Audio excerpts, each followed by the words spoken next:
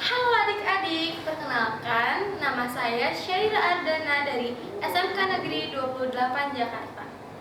Dalam aplikasi Excel Learning ini, kakak akan membimbing kalian dalam mata pelajaran ilmu pengetahuan alam. Adik-adik bisa memanggil saya Kakak Rara. Oke, di pembelajaran pertama kita akan belajar mengenai tumbuhan di sekitar kita. Oke, adik-adik tahu nggak sih apa itu tumbuhan dan mengapa tumbuhan itu penting? Ya, tepat sekali.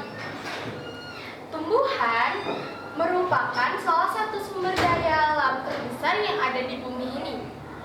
Semua kehidupan di bumi ini tergantung pada tumbuhan untuk bertahan hidup.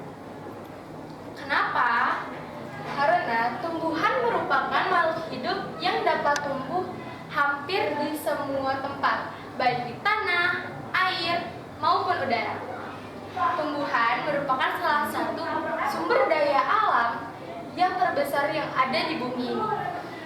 Bisa kalian ketahui dan kalian buktikan jika kalian membuka globe atau peta dunia, dominan yang muncul adalah warna hijau dan warna biru. Warna hijau menandakan warna tumbuhan dan warna biru menandakan warna air laut. Semua kehidupan di bumi ini tergantung pada tumbuhan untuk bertahan hidup. Kenapa sih Kak? Kok tumbuhan bisa tergantung untuk bertahan hidup? Karena tumbuhan itu mengeluarkan udara segar yang kita hirup yang disebut oksigen. Nah, oksigen ini dihasilkan oleh tumbuh-tumbuhan loh. Nah, oke. Sekarang yuk kita lihat gambar. Di sini ada gambar A dan ada gambar B. Menurut adik-adik, gambar mana yang lebih enak dipandang? Iya, betul. Gambar yang B. Kenapa gambar yang B? Iya, benar banget. Karena dibanding rumah yang A, rumah yang B lebih enak dilihat. Karena asri, betul. Terus, ya, fungsi tumbuhan yang ada di perkarangan rumah ini selain membuat asri dan enak dipandang, yaitu membuat udara menjadi segar dan mengurangi polusi loh. Dengan warna-warnanya yang bervariasi, ada hijau tua, hijau muda, dan daunnya yang berwarna pink. Halo adik-adik, bertemu lagi dengan Kara. Di pembelajaran kedua, kita akan belajar tentang bagian-bagian tumbuhan. Apa sih yang adik-adik tahu tentang bagian-bagian tumbuhan? Iya betul, pastinya ada daun dan ada batang. Tapi tidak hanya itu loh. Kali ini Kakak Rara akan menjelaskan bagian-bagian tumbuhan yang mungkin adik-adik tidak ketahui. Yang pertama yaitu ada akar. Yang kedua ada batang yang sering kita lihat sehari-hari. Yang ketiga ada cabangnya. Yang keempat ada buah. Yang kelima pasti ada daunnya ya. Tapi perlu adik-adik ketahui, tidak semua tumbuhan memiliki buah loh. Ada buah yang hanya ada daunnya tapi tidak ada buahnya. Dan tidak semua bentuk daun seperti ini. Nanti bentuk-bentuk daun akan kita pelajari di pelajaran selanjutnya. Dadah! Halo adik-adik, bertemu lagi dengan Kakak Rara di pembelajaran ketiga. Oke, di pembelajaran ketiga kita akan belajar tentang fungsi bagian-bagian tubuh tumbuhan bagi tumbuhan itu sendiri. Nah, yang sudah Kakak jelaskan kemarin, di sini ada pertama yaitu bagian tumbuhan akar. Oke, apa sih Kak fungsi akar? Sini Kakak kasih tahu. Akar itu berfungsi untuk memperkuat berdirinya batang tumbuhan. Yang kedua, menyerap air dan mineral dari dalam tanah. Yang ketiga, untuk menyimpan cadangan makanan pada tumbuhan umbi-umbian. Apa sih Kak tumbuhan umbi-umbian? Aku nggak tahu nih. Oke, tumbuh-tumbuhan umbi-umbian itu seperti ubi, kentang, singkong yang tumbuhnya keluar dari dalam tanah. Nah, di sini kakak menampilkan ada 2 gambar akar. Maksudnya adalah berdasarkan bentuknya, akar dibedakan menjadi 2 jenis, yaitu akar tunggang dan akar serabut. Coba, sekarang kakak akan mengasih tahu kalian apa itu akar tunggang. Nah, akar tunggang biasanya dimiliki oleh tumbuhan jenis dikotil atau tumbuhan biji yang berkeping 2. Misalnya pohon apa aja kak? Nah, ada pohon mangga, jambu, jeruk, rambutan, mahoni, kacang-kacangan, wortel, kentang, ubi-ubian, melinjo, dan masih banyak lainnya. Di gambar yang kedua, yaitu ada akar serabut. Apa itu akar serabut? Akar serabut biasanya dimiliki oleh tumbuhan jenis monokotil. Monokotil itu adalah biji berkeping tunggal. Nah, dalam satu pohon akar serabut jumlahnya banyak dan masing-masing akar besarnya hampir sama. Jadi bisa kalian lihat ya, ini akarnya banyak banget. Ini yang disebut akar serabut. Misalnya apa aja kak tanaman yang akarnya serabut? Yaitu ada tanaman padi, tanaman jagung, tanaman pisang, tanaman kunyit, tanaman jahe, dan kelapa. Oke, kak gimana sih caranya biar aku tuh ingat bedanya akar tunggang dan akar serabut? Oke, jadi cara kalian mengingat yang mana akar tunggang dan yang mana akar serabut adalah: 1. Kalau akar tunggang itu untuk tumbuhan dikotil, dan untuk akar serabut itu jenis tumbuhan bijinya monokotil. Jadi untuk diingat, kalau akar tunggang adalah dikotil, akar serabut adalah monokotil. Oke, selanjutnya yaitu bagian batang. Batang merupakan tempat tumbuh tumpuan bagi bagian tumbuhan yang lainnya. Berdasarkan struktur batangnya, tumbuhan ada yang memiliki batang yang lunak, seperti pohon kacang, pohon jagung, dan bayam. Nah, pastinya adik-adik juga sering nih melihat mamahnya masak sayur kangkung di rumah. Nah, coba adik-adik pegang batang kangkung dan adik-adik potong. Pasti akan patah, karena tanaman kangkung merupakan salah satu tanaman yang memiliki batang berjenis lunak. Nah, ada juga tumbuhan yang batangnya berkayu atau keras, seperti misalnya terdapat pada pohon jambu, pohon mangga, dan pohon pinus. Nah, batang-batang keras ini, batang-batang keras berkayu ini yang jadi peralatan rumah tangga kita loh, seperti meja, kursi, pintu, lemari, itu semua berasal dari kayu-kayu yang keras. Selanjutnya kita ke bagian paling penting dari tumbuhan, yaitu daun. Daun merupakan salah satu bagian tumbuhan yang memegang peranan sangat penting, karena pada daun terjadi proses memasak makanan yang biasa disebut dengan fotosintesis. Fotosintesis ini menghasilkan berbagai bahan makanan untuk pertumbuhan bagi tumbuhan. Nah, daunnya biasanya berwarna hijau. Nah, warna hijau tersebut disebabkan warna klorofil atau zat hijau daun. Nah, namun daun ada juga yang berwarna kuning, merah, atau ungu. Bagi tumbuh-tumbuhan, daun memiliki beberapa fungsi, yaitu yang pertama, sebagai tempat pembuatan makanan. Seperti yang sudah kakak jelaskan, apa istilah ilmiah sebagai tempat pembuatan makanan pada tumbuhan? Apakah adik-adik masih ingat? Ya, betul, fotosintesis. Yang kedua, sebagai tempat pernapasan. Dan yang ketiga, sebagai tempat penguapan. dibilang sebagai tempat penguapan? Karena tumbuhan mengeluarkan oksigen yang kita hirup sehari-hari. Oke, selanjutnya kita akan belajar bentuk-bentuk daun. Seperti yang sudah kakak jelaskan tadi, daun tidak hanya bentuknya sama semua. Di sini yang pertama, ada bentuk daun menyirip.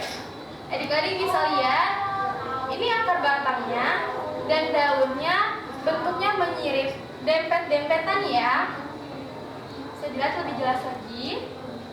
Nah, apa aja nih kak tanaman-tanaman yang daunnya menyirip? Nah, itu ada daun jambu, daun mangga, dan daun pohon rambutan. Adik-adik bisa buktikan jika di rumah adik-adik ada pohon jambu atau pohon mangga. Adik-adik lihat deh daunnya, pasti bentuknya menyirip. Oke, yang kedua ada bentuk daun menjari. Kenapa sih dinamakan bentuk daun menjari? Apakah bentuknya seperti jari? Iya, betul sekali. Daunnya berbentuk seperti jari, seperti gambar di sini. Nah, daun-daun apa aja nih kak yang bentuknya menjari? Yaitu ada daun pepaya, daun singkong, daun jara, daun ketela pohon, dan daun kapas. Yang ketiga, di sini ada bentuk daun melengkung. Bentuk daun melengkung ini biasanya pada zaman dahulu kakak menyebutnya seperti daun mangkok karena bentuknya yang melengkung seperti mangkok. Nah, di sini adik-adik bisa lihat gambarnya. Daunnya ini melengkung, makanya disebutnya daun melengkung. Tanaman apa aja nih kak yang daunnya bentuknya seperti melengkung? Yaitu ada daun sirih, eceng gondok, dan daun gadung. Nah, yang terakhir yaitu bentuk daun sejajar. Nah, bentuk daun sejajar ini adalah bentuk daun yang lurus, tidak memiliki banyak teman seperti daun-daun lainnya. Apa saja sih kak daun-daun yang bentuknya sejajar? Nah, di situ ada daun tebu, padi, dan semua jenis rumput. Nah, adik-adik pasti pernah dong makan ketupat sayur pas hari Lebaran. Nah, apa sih dari tanaman apa itu ketupatnya dan jenisnya apa? Nah, ketupat sayur itu daun ketupatnya itu merupakan bentuk daun sejajar. Selanjutnya, kita akan belajar tentang bunga. Ini bagian tahun selanjutnya. Nah, adik-adik pasti hanya tahu kalau bunga itu cuma ada kelopaknya yang warna-warni dan ada batang serta daunnya saja. Ternyata di dalam bunga juga ada struktur-struktur lainnya. Seperti yang sudah kita ketahui, pasti ada tangkai bunganya. Nah, yang kedua ada kelopak bunga. Yang ketiga, ada mahkotanya. Ini yang warna oranye namanya mahkota bunga ya adik-adik. Nah, selanjutnya yang paling tinggi itu apa sih kak? Kayaknya nggak pernah lihat. Nah, yang paling tinggi ini adalah putik. Nah, yang banyak ini ada 6 ini adalah benang sari. Kak aku nggak tahu ya kak apa itu putik dan benang sari. Nah, jadi putik dan benang sari adalah tempat reproduksi bagi bunga. Nah, di dalam benang sari ini terdapat serbuk untuk mereproduksi bunga yang direproduksi di dalam putik. Nah, nanti hasil reproduksi dari keduanya akan membentuk daun yang baru atau akan membentuk buah. Fungsi bunga pada tumbuhan sendiri adalah sebagai alat untuk melakukan pengembangbiakan seperti yang sudah kakak jelaskan tadi. Jadi, kalau misalkan adik-adik mengerjakan soal yang ditanya apakah fungsi bunga pada tumbuhan, yaitu jawabannya adalah sebagai alat untuk melakukan pengembangbiakan. Yang selanjutnya yaitu ada buah dan biji. Buah merupakan bagian tumbuhan yang terbentuk setelah bunga mengalami proses penyerbukan. Seperti yang tadi kakak jelaskan ya. Daging buah merupakan bagian buah yang biasanya kita makan. Daging buah itu berfungsi untuk melindungi biji. Dan buah-buah yang kita makan sudah pasti ada nutrisi dan vitaminnya. Oke, di dalam buah biasanya kan terdapat biji nih, seperti kalian makan rambutan, kalian makan kelengkeng, kalian makan durian, pasti ada biji di dalamnya. Nah, biji-biji ini kemudian akan tumbuh menjadi tanaman baru bila kita tanam dengan baik dan bersih. Nah, setelah apa yang kakak jelaskan tentang pengetahuan tumbuhan, kakak menyediakan latihan pengetahuan untuk adik-adik. Tujuannya apa? Agar kita bisa mengetahui sampai mana batas kemampuan tentang tumbuhan yang adik-adik miliki. Nah, di sini kakak menyediakan ada latihan 1, ada latihan 2, serta ada latihan 3. Kakak akan memberikan waktu beberapa menit untuk adik-adik mengerjakan dan nanti akan kita koreksi bersama ya. Kakak tunggu.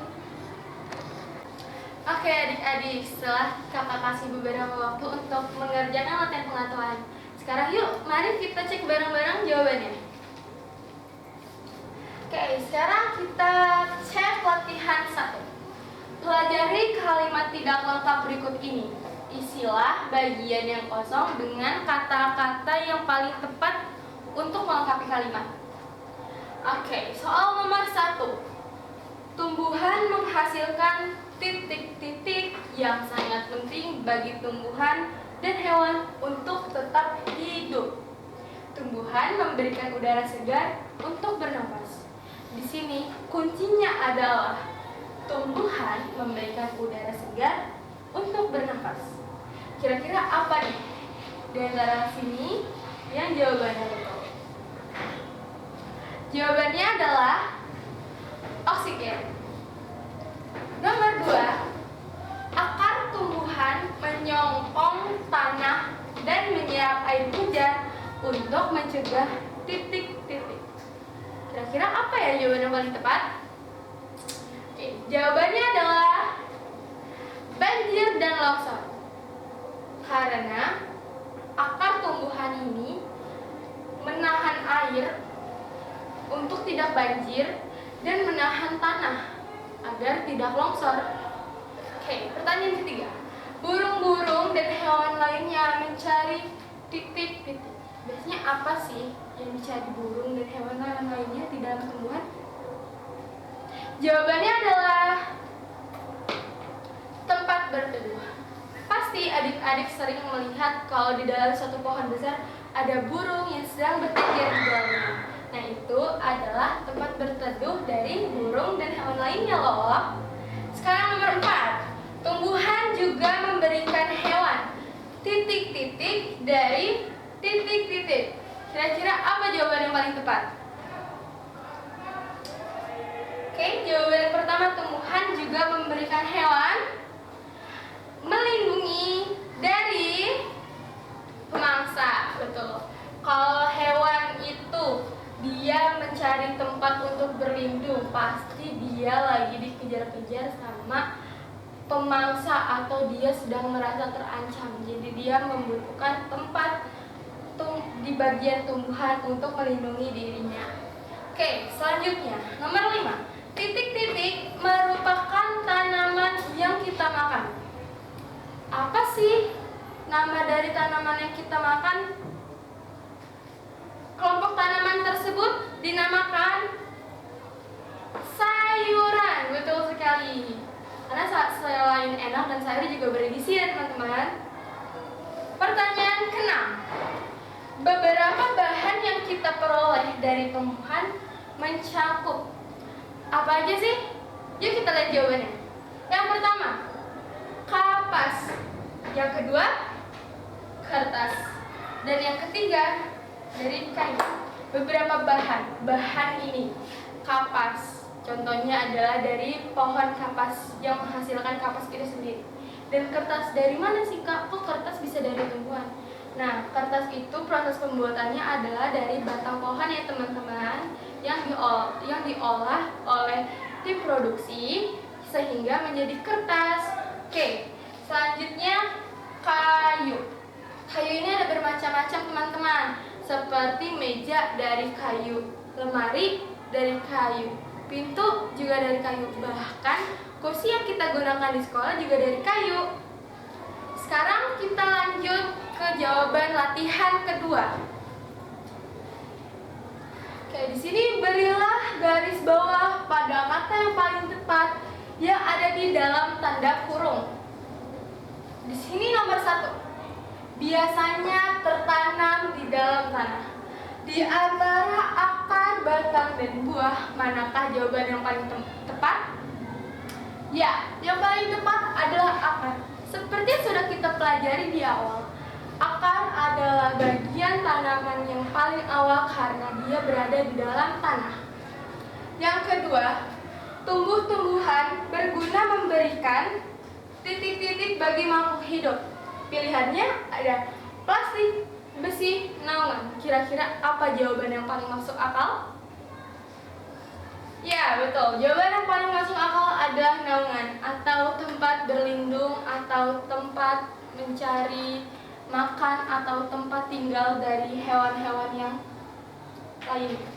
Oke, selanjutnya nomor 3. Buah-buahan berisi titik-titik yang bila ditanam menjadi tanaman baru. Ini adalah bagian dari buah dan apa? Di antara daun, batang, dan biji. Ya, tepat sekali. Jawabannya adalah biji. Nomor 4. Titik-titik merupakan hasil dari tumbuh-tumbuhan yang sangat penting. Apa nih hasil dari tumbuhan yang sudah diolah dan sangat penting sampai sekarang? Apakah arloji, apakah kertas, atau pulpen? Ya, betul sekali. Jawabannya adalah kertas. Bahkan sampai saat ini, kertas yang kita gunakan untuk sekolah, untuk belajar dan menulis, itu adalah kertas yang merupakan hasil olahan dari batang pohon. Nomor 5. Secara besar-besaran, titik-titik pohon dapat menyebabkan banjir dan longsor. Oke, kalau yang pertama tadi, akar tumbuhan berfungsi untuk akar tumbuhan berfungsi untuk menahan banjir dan longsor. Kalau di sini kebalikannya, jadi apa nih jawabannya teman-teman? Menanamkah, menebang, atau merawat? Ya, betul sekali. Jawabannya adalah menebang. Bila pohon yang sudah kita tanam itu ditebang, apa jadinya dunia? Apa jadinya bumi kita? Akan menjadi gundul dan tidak ada tumbuhan yang menahan air dan tanah. Oke, yang keenam. Titik-titik berasal dari batang pohon dan dapat dibuat berbagai perabot rumah tangga seperti lemari, meja, dan kursi. Kira-kira apa nih yang lebih tepat? Besi, kayu, atau karet? Ya, betul. Jawabannya adalah kayu. Karena seperti sudah kakak jelaskan, kayu ini menghasilkan bahan atau barang rumah tangga seperti lemari, meja, dan kursi. Nomor 7. Daun titik-titik digunakan untuk membuat atap rumah, caping, dan membungkus makanan. Oke, kira-kira apa nih jawaban yang paling tepat? Betul sekali, bagian dari daun kelapa digunakan untuk membuat atap rumah, caping, dan membungkus makanan. Oke, kenapa nggak daun talas? Kenapa nggak daun pisang, Kak? Karena daun talas dan daun pisang itu teksturnya mudah robek ya adik-adik, jadi tidak bisa untuk membuat atap rumah. Kalau misalkan daun pisang dijadikan untuk atap rumah, apa jadinya nih kalau misalkan suatu hari cuacanya sedang hujan? pasti airnya masuk ke dalam rumah. Jadi jawaban yang paling tepat adalah daun kelapa. Pertanyaan selanjutnya nomor 8. Bagian dari titik-titik sawi hijau, kangkung, dan bayam dapat dimakan. Kira-kira bagian apa nih yang dapat dimakan? Bunga, atau batang, atau daun? Ya, jawabannya adalah daun.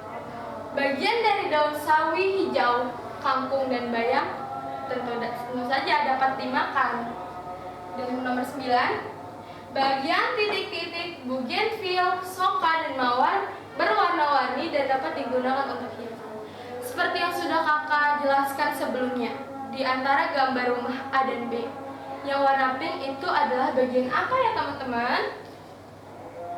Betul sekali, yang digunakan untuk hiasan adalah bagian bunganya. Karena kalau bagian daun dan akar itu tidak cocok untuk menjadi hiasan adik-adik, karena akar ini kan tempatnya di bawah tanah dan daun ini tempatnya untuk melakukan fotosintesis. Jadi yang paling tepat untuk digunakan untuk hiasan jawabannya adalah bunga. Oke, nomor 10. Wortel, kentang, dan jahe merupakan contoh dari titik-titik. Di antara jawabannya buah, akar, dan sayuran. Wortel, kentang, dan jahe ini masuk ke dalam apa? Betul sekali. Wortel, kentang, dan jahe merupakan contoh dari sayuran. Oke adik-adik, sekarang kita sampai ke latihan terakhir, yaitu latihan 3. Di situ pertanyaan, apa saja nih nama-nama bagian dari bunga ini? Oke. Bagian yang paling atas yang sudah kakak jelaskan sebagai tempat untuk berkembang biaknya bunga menjadi buah. Itu apa sih adik-adik jawabannya?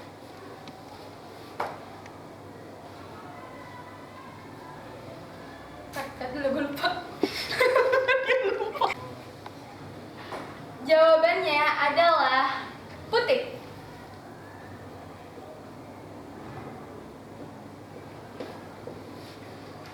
Oke, yang selanjutnya, yang banyak ini ada 6. Apa ya namanya? Ini juga membantu proses penyerbukan loh adik-adik. Jawabannya adalah benang sari.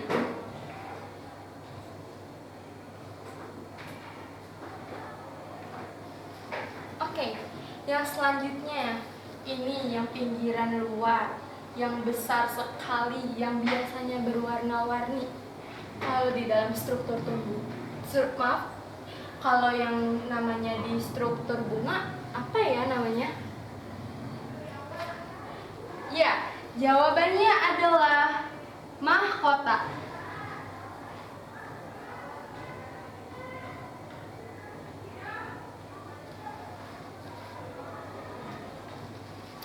Oke, yang terakhir nih, bagian paling bawah bunga nih, yang di sini.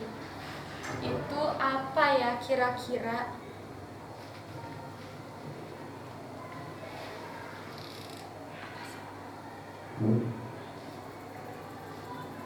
Ya, betul. Jawabannya adalah kelopak.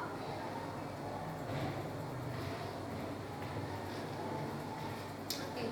Dan yang paling bawah ini sudah pasti tahu dong. Bagian apa adik-adik? Betul sekali, ini adalah bagian batang.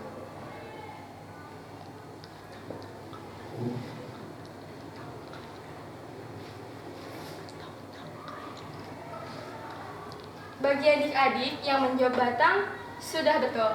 Tapi bagi adik-adik yang menjawab tangkai, jawabannya juga betul. Karena batang dan tangkai adalah sama ya adik-adik. Oke. Sekarang pembelajaran kita tentang tumbuh-tumbuhan sudah selesai. Adik-adik sudah sangat hebat, sudah berani belajar dengan hati yang gembira, dan sampai bertemu kembali di materi selanjutnya.